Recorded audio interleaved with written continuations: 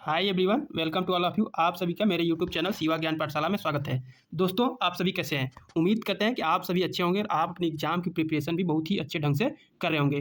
तो दोस्तों, BSc second semester के मेरे शेरों और शेरनियों, क्या आप भी केमिस्टर के लंबे लंबे रिएक्शन और पॉलीमर के स्ट्रक्चर देखकर सिर पकड़ लेते हो?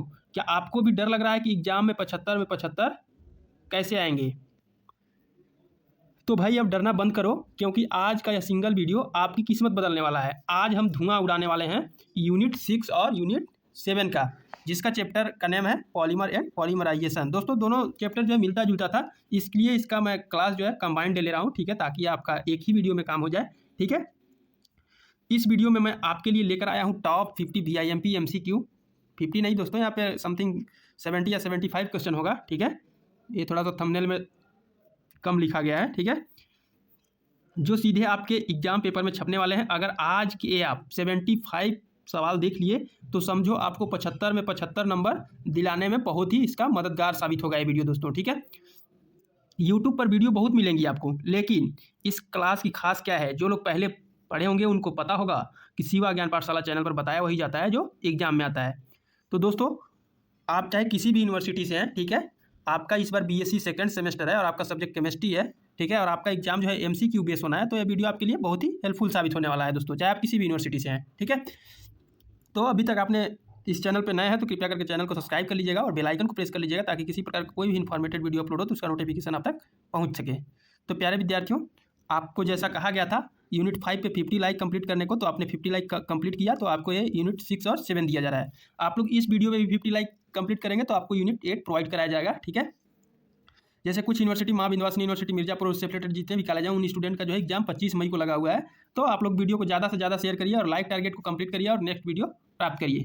ठीक है दोस्तों, तो पेन और कॉपी उठा लो और अपनी अटेंडेंस लगाने के लिए तुरंत लाइक का बटन दबा लो और चलिए शुरू करते हैं बिना किसी बकवास के।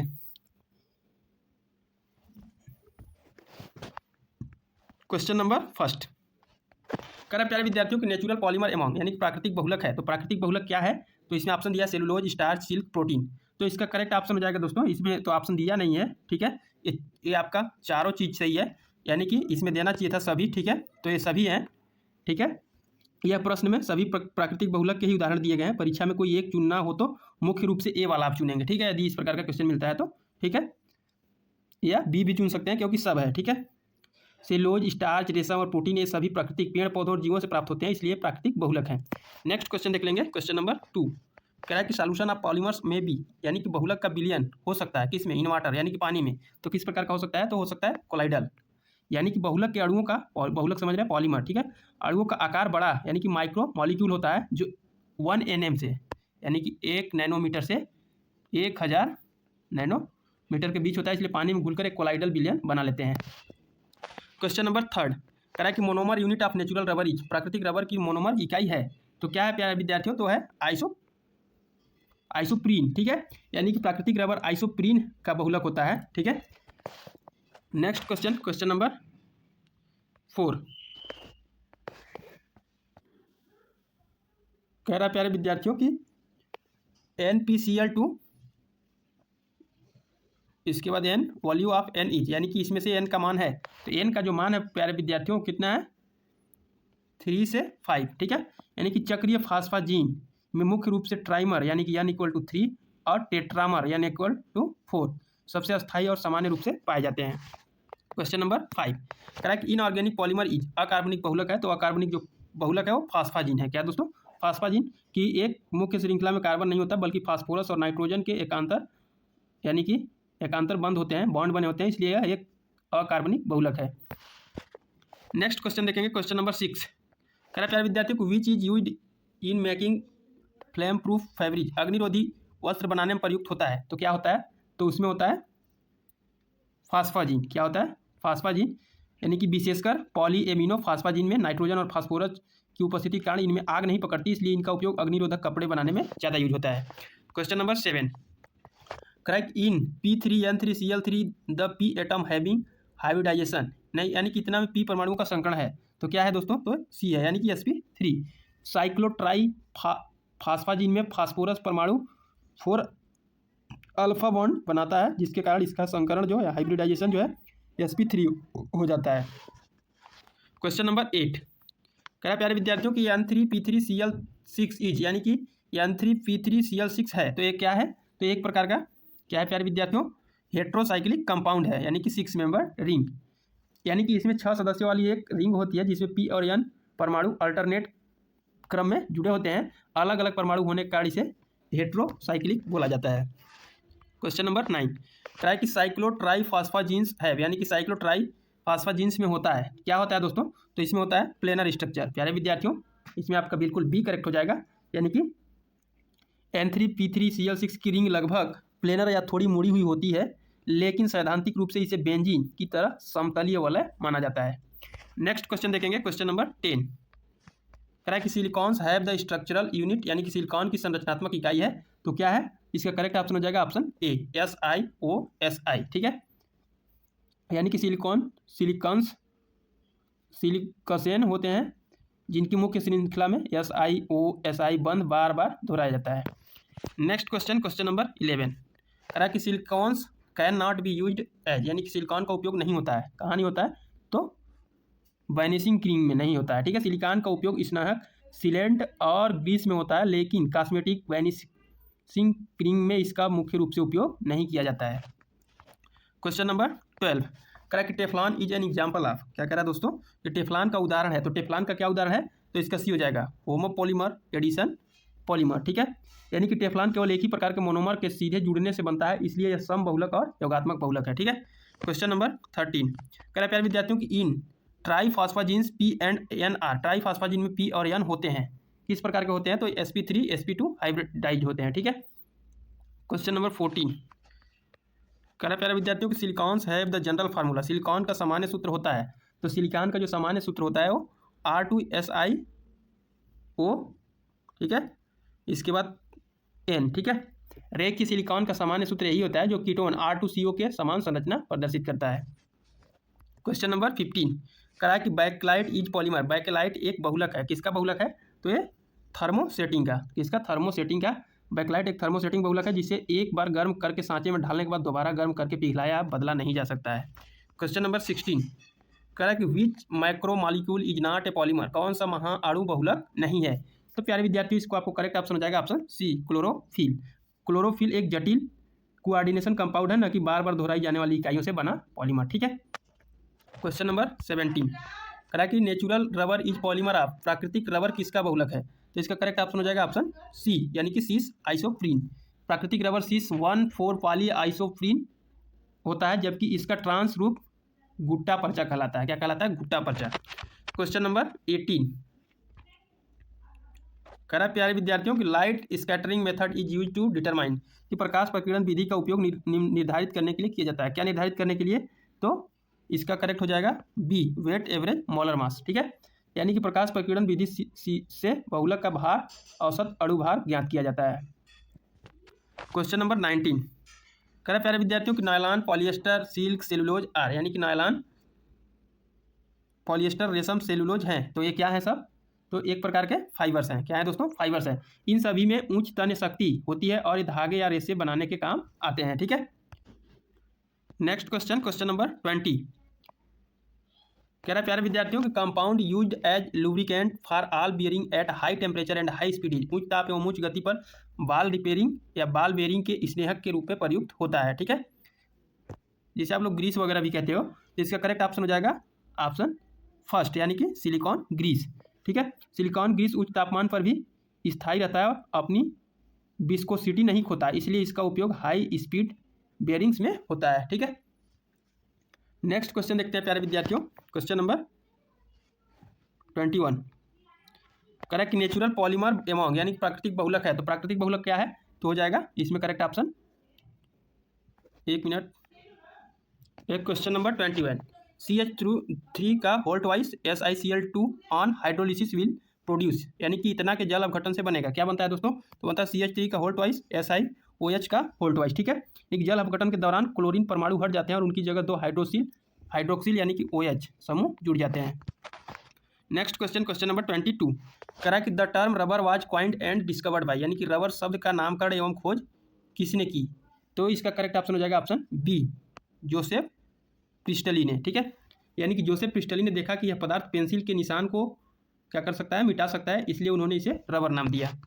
क्वेश्चन नंबर 23, कह रहा polysaccharide starch and cellulose are, यानी कि पॉली स्टार्च एंड सेलुलोज है तो ये क्या है, ये है दोस्तों नेचुरल पॉलीमर्स हैं। क्या है, नेचुरल पॉलीमर्स। ये पौधों में प्राकृतिक रूप से पाए जाने वाले ग्लूकोज के बहुलक हैं।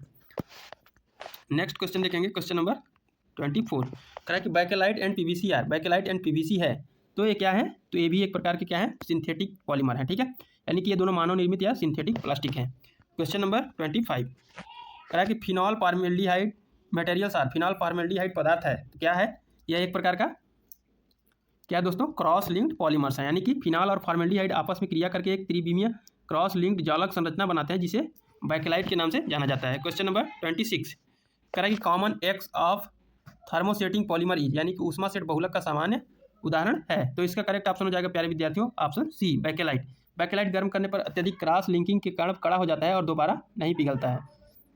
नेक्स्ट क्वेश्चन, क्वेश्चन नंबर 27, कह रहा है कि van der Waals and hydrogen bonds are, यानी कि वांडर वाल बल्स एवं हाइड्रोजन बंध होते हैं तो क्या होते हैं, एक प्रकार के सेकेंडरी बॉन्ड होते हैं। ठीक है, सहसंयोजक और आयनिक बंध प्राथमिक होते हैं जबकि हाइड्रोजन बंध और वांडर वाल बल कमजोर या द्वितीयक बंध कहलाते हैं। ठीक है, क्वेश्चन नंबर 28, कह रहा है कि बुना या buna rubber are the ex of, buna rubber का रबर उदाहरण है, किसका उदाहरण है, तो एक है सिंथेटिक पॉलीमर का। ठीक है, ब्यूना एस और ब्यूना एन प्रयोगशाला या फैक्ट्रियों में बनाए जाने वाले कृत्रिम रबर हैं। ठीक है, नेक्स्ट क्वेश्चन देखते हैं, क्वेश्चन नंबर 29, कह रहा है कि which polymer is used in making contact lens, यानी कि कॉन्टैक्ट लेंस बनाने में कौन सा बहुलक प्रयुक्त होता है, तो ये होता है सिलिकॉन पॉलीमर्स। ठीक है, सिलिकॉन हाइड्रोजेल अपनी उच्च ऑक्सीजन पारगम्यता के कारण आधुनिक कॉन्टैक्ट लेंस बनाने में उपयोग किए जाते हैं। ठीक है, नेक्स्ट क्वेश्चन, क्वेश्चन नंबर 30, कह रहा है कि linkage present in silicon is, silicon में उपस्थित बंध है तो किस प्रकार का है, तो यह SiO(Si). ठीक है, सिलिकॉन की रीढ़ की हड्डी SiO(Si) लिंकेज से बनी होती है। क्वेश्चन नंबर 31, करा कि सिलेनॉल इज, यानी कि सिलेनॉल क्या है, तो इसको आपको करेक्ट ऑप्शन बताना है तो इसका करेक्ट हो जाएगा ए, R3Si कोष्टक में OH, यानी कि जब सिलिकॉन परमाणु से एक या अधिक हाइड्रोक्सिल समूह सीधे जुड़ जाते हैं या जुड़े होते हैं तो उन्हें सिलेनॉल कहा जाता है। दिए गए विकल्पों में मोनो एल्किल ट्राई एल्किल सिलेनॉन का प्रतिनिधित्व यही करता है, फर्स्ट वाला। ठीक है प्यारे विद्यार्थियों, ठीक है, नेक्स्ट क्वेश्चन देखते हैं, question number 32, correct structure of triphosgene is, यानी कि ट्राईफॉस्फोजीन की संरचना है तो किस प्रकार की है, तो प्लेनर है। किस प्रकार की है दोस्तों, प्लेनर, यानी कि साइक्लो ट्राईफॉस्फोजीन की वलय यानी कि रिंग संरचना लगभग समतलीय यानी कि प्लेनर होती है जिसमें P और N परमाणु बेंजीन की तरह एकांतर क्रम में होते हैं। क्वेश्चन नंबर 33, करेक्ट ट्राईफॉस्फोजीन इज, यानी कि ट्राईफॉस्फोजीन एक है, क्या है, तो यह लेविस बेस है। लेविस बेस यानी कि लुइस बेस भी से आप कह सकते हैं। ट्राईफॉस्फोजीन में उपस्थित नाइट्रोजन परमाणु का एकाकी इलेक्ट्रॉन युग्म पाए जाते हैं जिन्हें वे दान कर सकते हैं, इसलिए यह एक लुइस क्षार की तरह व्यवहार करता है। क्वेश्चन नंबर 34, कह रहा प्यारे विद्यार्थियों की repeating unit present in polyphosphazene is, यानी कि पॉलीफॉस्फोजीन में उपस्थित पुनरावृत्ति इकाई है तो इसका करेक्ट ऑप्शन हो जाएगा ऑप्शन ए, यानी कि P और N। ठीक है, पॉलीफॉस्फोजीन की मुख्य ऋण फास्फोरस और नाइट्रोजन के एकांतर बंधों से बनी होती है। ठीक है, जैसे यहाँ पे सिंगल बॉन्ड है, यहाँ पे डबल बॉन्ड, फिर यहाँ पे सिंगल बॉन्ड, वही एकांतर है। ठीक है, यानी कि इसका ए बिल्कुल करेक्ट हो जाएगा। नेक्स्ट क्वेश्चन देखते हैं प्यारे विद्यार्थियों, क्वेश्चन नंबर 35, कहा कि थर्मोप्लास्टिक आर, यानी कि थर्मोप्लास्टिक होते हैं तो थर्मोप्लास्टिक क्या होते हैं प्यारे विद्यार्थियों, तो थर्मोप्लास्टिक जो है वो क्या होते हैं इसको आपको बताना है तो इसका करेक्ट ऑप्शन हो जाएगा ऑप्शन सी, लीनियर पॉलीमर्स होते हैं। क्या होते हैं, लीनियर पॉलीमर्स, यानी कि थर्मोप्लास्टिक जैसे पॉलीथीन PVC मुख्य रूप से रैखिक या लंबी श्रृंखला वाले बहुलक होते हैं जिनके बीच कोई मजबूत क्रॉस लिंकिंग नहीं होती है, इसी कारण इन्हें गर्म करने पर आसानी से पिघल जाते हैं। क्वेश्चन नंबर 36, कहा कि starch is the polymer of, यानी कि स्टार्च किसका बहुलक है तो इसको आपको बताना है तो इसका करेक्ट ऑप्शन हो जाएगा option B, glucose. Starch alpha D glucose amylose और एमाइलोपेक्टिन इकाइयों का एक प्राकृतिक बहुलक है। क्वेश्चन नंबर 37, करा कि natural rubber is a polymer of, प्राकृतिक रबर किसका बहुलक है। प्यारे विद्यार्थियों इसका आपको करेक्ट ऑप्शन बताना है। ठीक है, तो इसका करेक्ट ऑप्शन हो जाएगा ऑप्शन, इसका हो जाएगा प्यारे विद्यार्थियों सी, आइसोप्रीन। ठीक है, यानी कि प्राकृतिक रबर आइसोप्रीन का बहुलक है। नेक्स्ट क्वेश्चन देखते हैं, क्वेश्चन नंबर 38, करा प्यारे विद्यार्थियों इसमें क्या कह रहा है, क्वेश्चन बड़ा है, कह रहा है कि formula for caprolactam is, caprolactam का सूत्र है, तो इसका जो सूत्र है दोस्तों वो हो जाएगा 7 membrane cyclic ring with C double bond O and NH groups, ठीक है। यानी कि कैप्रोलैक्टम नायलॉन जो है 6 का मोनोमर है जो कि C डबल बॉन्ड O और NH समूह युक्त एक 7 सदस्यीय हेट्रोसाइक्लिक रिंग स्ट्रक्चर है। नेक्स्ट क्वेश्चन देखते हैं प्यारे विद्यार्थियों, क्वेश्चन नंबर 39। कहा है कि कंडेंसेशन पॉलीमर इज, यानी कि संघनन बहुलक है, तो संघनन किसका बहुलक है दोस्तों? तो इसका करेक्ट ऑप्शन हो जाएगा ऑप्शन सी, यानी कि बैकेलाइट का, ठीक है। बैकेलाइट फिनाल और फॉर्मेल्डिहाइड के संघनन यानी कि H2O के निष्कासन के साथ से बनता है, जबकि PVC पॉलीथीन और टेफ्लॉन योगात्मक बहुलक है, ठीक है। क्वेश्चन नंबर 40 कह है कि जिगर नाटा कैटालिस्ट इज, जिगर नाटा उत्प्रेरक है, तो किसका उत्प्रेरक है? तो ये इसका करेक्ट ऑप्शन हो जाएगा option B, TiCl4 into Al कोष्टक में Ca2H5 का होल थ्राइस, ठीक है। नेक्स्ट क्वेश्चन देखते हैं, question number 41। In making toys mostly used polymer is, यानी कि खिलौने बनाने में अधिक प्रयुक्त बहुलक है, कौन सा है दोस्तों? तो इसका करेक्ट ऑप्शन हो जाएगा ऑप्शन बी, PVC, ठीक है। PVC या कुछ मामलों में पॉलीथीन पॉलीस्टराइन का भी उपयोग होता है, पर दिए गए विकल्पों में PVC सबसे सर्वश्रेष्ठ है, ठीक है। यानी कि PVC का फुल फॉर्म होता है पॉलीविनाइल क्लोराइड का उपयोग इसके लचीलेपन और मजबूती के कारण प्लास्टिक के खिलौने और पाइप बनाने में बहुत बड़े पैमाने पर इसका यूज किया जाता है, ठीक है। नेक्स्ट क्वेश्चन, क्वेश्चन नंबर 42 कह रहा है कि chloroprene is use to synthesis of, यानी कि क्लोरोप्रीन का उपयोग जो है किसके संश्लेषण में होता है? तो इसका करेक्ट ऑप्शन हो जाएगा ऑप्शन सी, यानी कि नियोप्रीन। क्लोरोप्रीन के बहुलकीकरण या पॉलीमराइजेशन से कृत्रिम रबर नियोप्रीन का निर्माण होता है। नेक्स्ट क्वेश्चन, क्वेश्चन नंबर 43 कह रहा है कि monomer of Teflon is, Teflon का मोनोमर है, तो टेफ्लॉन का जो मोनोमर है वो क्या है दोस्तों? CF2, ठीक है। यानी कि टेट्राफ्लोरो एथिलीन के योगात्मक बहुलीकरण से टेफ्लॉन PTFE बनता है, ठीक है। नेक्स्ट क्वेश्चन देखते हैं प्यारे विद्यार्थियों, क्वेश्चन नंबर 44 कह रहा है कि hexamethylene diamine and adipic acid monomers give, यानी कि हेक्सामेथिलीन डायमीन एवं एडिपिक अम्ल से बनता है, तो क्या बनता है दोस्तों? तो इसका करेक्ट ऑप्शन हो जाएगा ऑप्शन बी, नायलॉन 66। दोनों मोनोमर्स में 6 कार्बन परमाणु होते हैं, इसलिए इनके संघनन से बनने वाले पॉलीएमाइड को नायलॉन 66 कहलाता है, ठीक है। Question number 45 1,3 butadiene and styrene, यानी कि 1,3 ब्यूटाडाइन एवं स्टाइरीन से बनता है, तो क्या बनता है? तो ये बनता है इससे दोस्तों ब्यूना एस, ठीक है। ब्यूटाडाइन Bu और सोडियम उत्प्रेरक Na और स्टाइरीन S मिलकर ब्यूना S का क्या करते हैं? रबर बनाते हैं। क्वेश्चन नंबर 46 कह रहा है कि विच पॉलीमर कंटेन नाइट्रोजन, यानी कौन से बहुलक में नाइट्रोजन होता है? इसे आपको करेक्ट बताना है, तो इसका करेक्ट हो जाएगा करेक्ट ऑप्शन सी, नायलॉन, ठीक है। नायलॉन एक पॉलीएमाइड है जिसके कारण इसकी संरचना में अनिवार्य रूप से नाइट्रोजन उपस्थित होता है।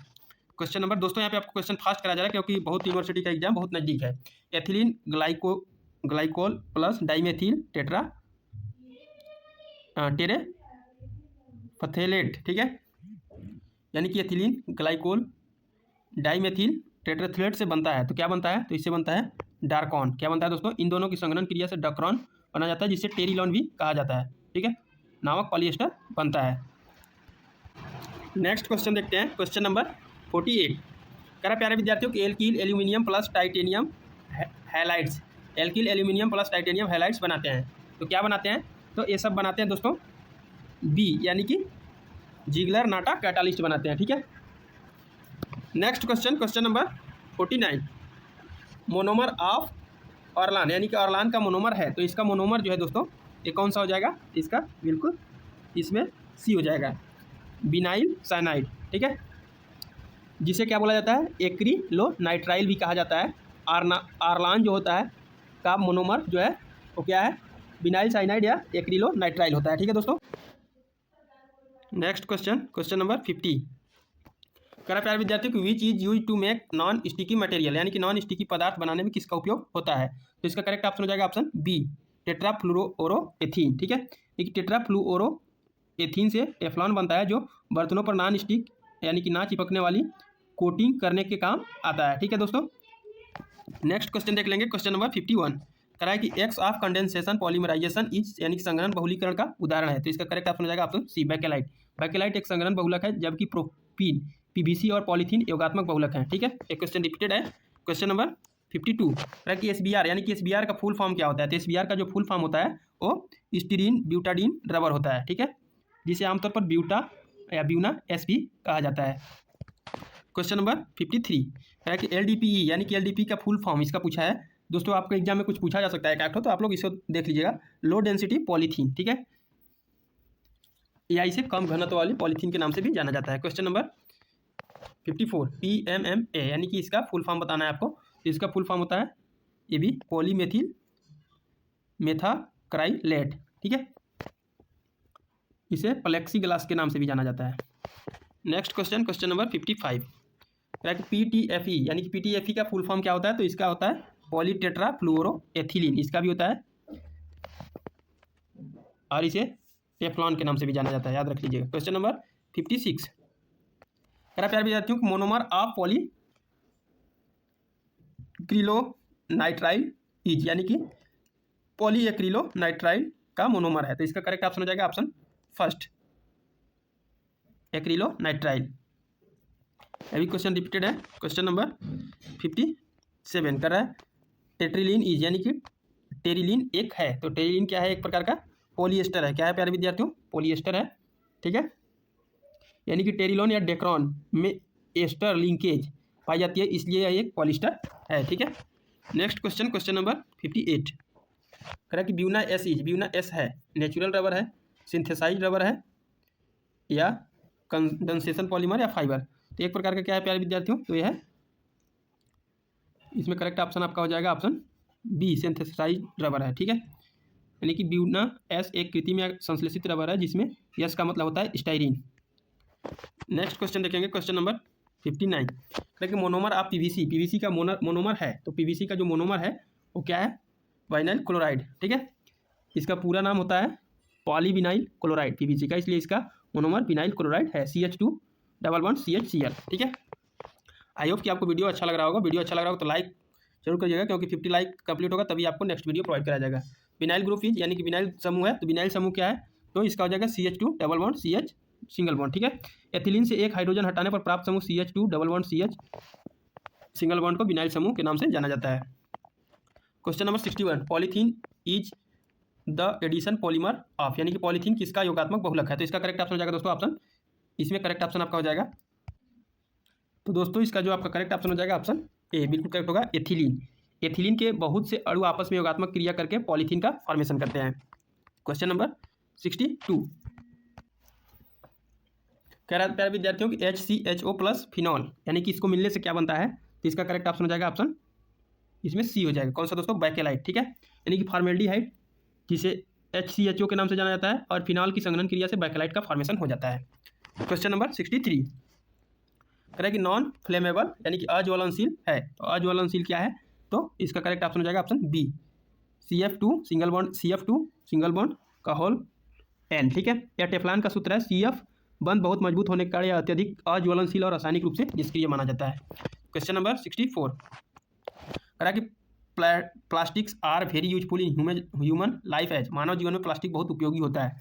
तो इसका करेक्ट ऑप्शन हो जाएगा option D, all of these यानी कि टॉयस एंड बोतल के रूप में, इंसुलेटर के रूप में, वाटर पाइप के रूप में सब में होता है। तो डी बिल्कुल करेक्ट ऑप्शन हो जाएगा। Question number 65 Ziegler Natta catalyst is, Ziegler Natta उत्प्रेरक है। तो किसका उत्प्रेरक है इसे आपको बताना है। तो इसका सी बिल्कुल करेक्ट हो जाएगा। कौन सा? सी, R3Al/TiCl4। ठीक है, नेक्स्ट क्वेश्चन देखेंगे, क्वेश्चन नंबर 66 कह रहा है कि neoprene rubber is a polymer of, neoprene rubber किसका बहुलक है? तो इसका करेक्ट ऑप्शन हो जाएगा ऑप्शन बी, क्लोरोप्रीन। ठीक है, क्लोरोप्रीन के बहुलकीकरण से नियोप्रीन रबर प्राप्त होता है। क्वेश्चन नंबर 67 कह रहा है कि addition polymerisation is also known as यानी कि योग बहुलीकरण को अन्य किस नाम से जाना जाता है? तो इसे किस नाम से जाना जाता है? तो चैन पॉलीमराइजेशन के नाम से भी जाना जाता है। योगात्मक बहुलीकरण के में मुक्त मूलक या आयन द्वारा एक चैन तेजी से आगे बढ़ती है, इसलिए इसे चैन ग्रोथ पॉलीमराइजेशन कहते हैं। नेक्स्ट क्वेश्चन प्यारे विद्यार्थियों, क्वेश्चन नंबर 68 कह रहा है कि बैकेलाइट इज यानी कि बैकेलाइट है। बैकेलाइट क्या है? तो बैकेलाइट एक प्रकार का 3D नेटवर्क पॉलीमर है। ठीक है, इसे फिनॉल और फॉर्मेल्डिहाइड इकाइयाँ आपस में क्रॉस लिंक होकर एक मजबूत 3D स्ट्रक्चर या 3D स्ट्रक्चर या नेटवर्क बनाती है। क्वेश्चन नंबर 69 कह रहा है कि द स्ट्रक्चर ऑफ ट्राईफॉस्फाजीन इज, ट्राईफॉस्फाजीन की संरचना होती है तो क्या होती है प्यारे विद्यार्थियों? तो होती है साइक्लिक। क्या होती है? Cyclic. Next question, question number 70 कह रहा है कि which is used is in manufacturing fire proof clothes, अग्निरोधी कपड़े बनाने में किसका उपयोग होता है? तो इसका करेक्ट ऑप्शन हो जाएगा ऑप्शन सी, सॉरी इसमें कौन सा हो जाएगा, डी हो जाएगा, फास्फोरस। ठीक है, फास्फोरस और नाइट्रोजन युक्त बहुलक जैसे फास्फाजिन आग प्रतिरोधी होते हैं, इसलिए फास्फोरस का उपयोग अग्निरोधी कपड़े बनाने में प्रमुखता से स्रोत होता है। Question number 71 which of the following is a polymer of tetrafluoroethylene, यानी कि निम्नलिखित में से कौन टेट्राफ्लोरोएथिलीन का बहुलक है? तो इसका करेक्ट ऑप्शन हो जाएगा ऑप्शन सी, टेफ्लॉन। क्या दोस्तों, टेफ्लॉन। नेक्स्ट क्वेश्चन देखते हैं, क्वेश्चन नंबर 72 कह रहा है कि विच of the following is natural polymer, निम्नलिखित में से कौन प्राकृतिक बहुलक है? तो इसका करेक्ट ऑप्शन हो जाएगा प्यारे विद्यार्थियों ऑप्शन सी, सेलुलोज। ठीक है, सेलुलोज कपास और लकड़ी में पाया जाने वाला एक प्राकृतिक बहुलक है, जबकि नायलॉन, टेफ्लॉन और बेकेलाइट कृत्रिम है। नेक्स्ट क्वेश्चन, क्वेश्चन नंबर 73 कह रहा है कि विच of the following is not a natural polymer, यानी कि निम्नलिखित में से कौन प्राकृतिक बहुलक नहीं है? तो इसका करेक्ट ऑप्शन हो जाएगा option D, cellulose.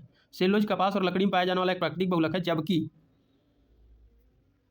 Nylon, Teflon और बेकेलाइट कृत्रिम बहुलक है। ठीक है,